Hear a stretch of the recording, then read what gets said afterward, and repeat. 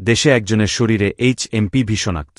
Japan, Malaysia ও ভারতের পর এবার বাংলাদেশেও শনাক্ত হল চীনে আতঙ্ক ছড়ানো হিউম্যান মেটানিউমোভাইরাসে HMPV আক্রান্ত রোগী।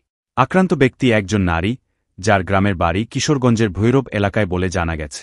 রোববার 12 জানুয়ারি রোগতত্ত্ব, রোগ নিয়ন্ত্রণ ও গবেষণা ইনস্টিটিউট IEDCR সূত্রে এসব তথ্য জানা গেছে।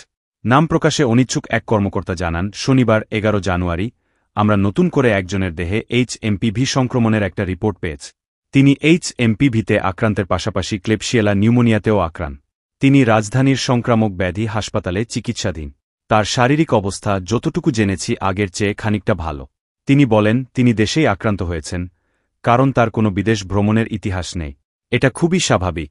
হিউম্যান মেটানিউমোভাইরাস বাংলাদেশে অনেক আগে থেকেই আছে, সুতরাং এটা নিয়ে নতুন করে আতঙ্কের কিছু নেই। নতুন করে 2025 সালে এসে আতঙ্ক ছড়ালেও HMPV নামক ভাইরাসটিতে প্রতিবছরই 2-4 জন আক্রান্ত রোগী পাওয়া যায় বলে জানিয়েছেন IEDCR-এর পরিচালক অধ্যাপক তাহমিনা শিরি। তিনি বলেন, হিউম্যান মেটানিউমোভাইরাসটি নতুন কোনো ভাইরাস নয়। এটা শুধু চীনেই নয়, পৃথিবীর বিভিন্ন দেশেই পাওয়া যাচ্ছে। বাংলাদেশেও এই ভাইরাসের উপস্থিতি আরও আগে থেকেই আমরা পেয়েছি। কাজেই এটা নতুন কোনো ভাইরাস নয়। তাহমিনা শিরিন আরও বলেন, বাংলাদেশে আমরা যখন সর্বপ্রথম এই পরীক্ষাটি করেছি, তখনই কয়েকজন শনাক্ত পেয়েছিলাম। হয়তো এর আগেই যদি পরীক্ষা করা হতো, তাহলে আগেই শনাক্ত হতো। সুতরাং ঠিক কবে এই ভাইরাসটি দেশে এসেছে, সেটি বলা সম্ভব নয়।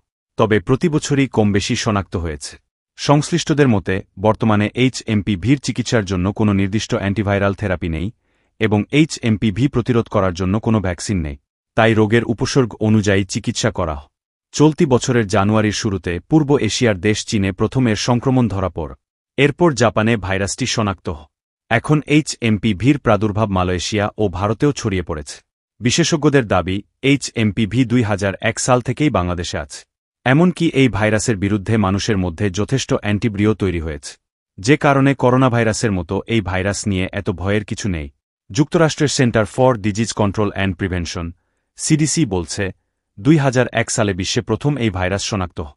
কিন্তু বিশেষজ্ঞরা বলছেন, হয়তো আরও অনেক যুগ আগে থেকেই এই ভাইরাসের অস্তিত্ব ছিল পৃথিবীতে।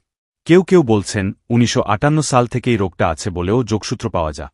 CDC বলছে, এ ভাইরাসে আক্রান্ত হলে যে কোনো বয়সী মানুষের ব্রঙ্কাইটিস বা নিউমোনিয়ার মতো অসুখ হতে পারে। তবে এখন পর্যন্ত এটি শিশু, বয়স্ক মানুষ এবং যাদের ইমিউন সিস্টেম দুর্বল তাদের মধ্যেই বেশি দেখা গেছে।